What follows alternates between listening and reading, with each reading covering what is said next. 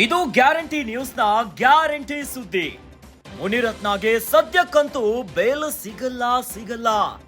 ಮುನಿರತ್ನ ವಿರುದ್ಧ ಜಾತಿ ನಿಂದನೆಯ ಕೇಸ್ ಮಾತ್ರ ಅಲ್ಲ, ಮುನಿರತ್ನ ವಿರುದ್ಧ ಲಂಚಕ್ಕೆ ಬೇಡಿಕೆ ಇಟ್ಟಂತಹ ಆರೋಪ ಕೂಡ ಇದೆ. ಗುತ್ತಿಗೆದಾರ ಚೆಲುವರಾಜು ಜೊತೆ ಮಾತನಾಡಿರುವಂತಹ ಆಡಿಯೋ. ಹೀಗಾಗಿ ಮುನಿರತ್ನ ವಿರುದ್ಧ ಲೋಕಾಯುಕ್ತದಲ್ಲಿ ಸುಮೋಟೋ ಕೇಸ್. ಲೋಕಾಯುಕ್ತದಲ್ಲಿ ಕೇಸ್ ಎಲ್ಲಾದ್ರೂ ದಾಖಲಾದ್ರೆ ಮುನಿರತ್ನಗೆ ಬೇಲ್ ಕಷ್ಟವೇ ಕಷ್ಟ.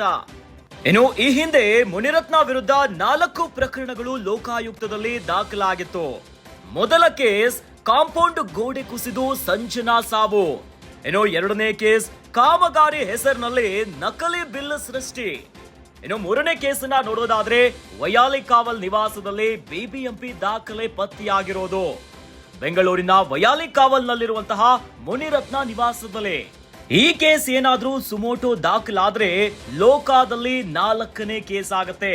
ಹೀಗಾಗಿ ಮುನಿರತ್ನಗೆ ಲೋಕಾಯುಕ್ತದಿಂದಲೂ ಕೂಡ ಕಂಟಕ ಎದುರಾಗಿದೆ. ಇದೇ ಕಾರಣಕ್ಕಾಗಿ ಮುನಿರತ್ನಗೆ ಬೇಲ್ ಸಿಗೋದು ಬಹುತೇಕ ಡೌಟ್ ಆಗಿದೆ.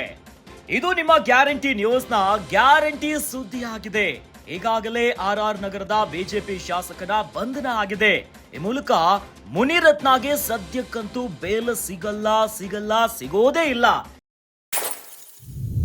ಮುನಿರತ್ನ ವಿರುದ್ಧ ಜಾತಿ ನಿಂದನೆಯ ಕೇಸ್ ಮಾತ್ರ ಅಲ್ಲ, ಮುನಿರತ್ನ ವಿರುದ್ಧ ಲಂಚಕ್ಕೆ ಬೇಡಿಕೆ ಇಟ್ಟಂತಹ ಆರೋಪ ಕೂಡ ಇದೆ. ಗುತ್ತಿಗೆದಾರ ಚೆಲುವರಾಜು ಜೊತೆ ಆಡಿಯೋ ಭಾರೀ ಸಂಚಲನವನ್ನ ಸೃಷ್ಟಿ ಮಾಡಿದೆ. ಹೀಗಾಗಿ ಮುನಿರತ್ನ ವಿರುದ್ಧ ಲೋಕಾಯುಕ್ತದಲ್ಲಿ ಸುಮೋಟೋ ಕೇಸ್.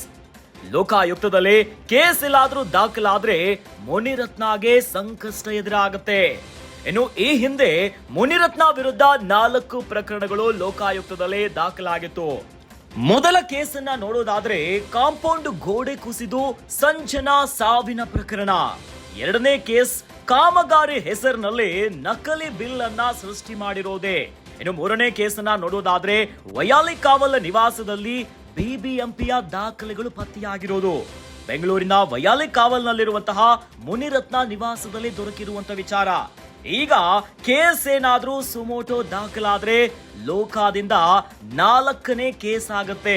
ಹೀಗಾಗಿ ಮುನಿರತ್ನಗೆ ಲೋಕಾಯುಕ್ತದಿಂದಲೂ ಕೂಡ ದೊಡ್ಡ ಕಂಟಕ ಎದುರಾಗತ್ತೆ.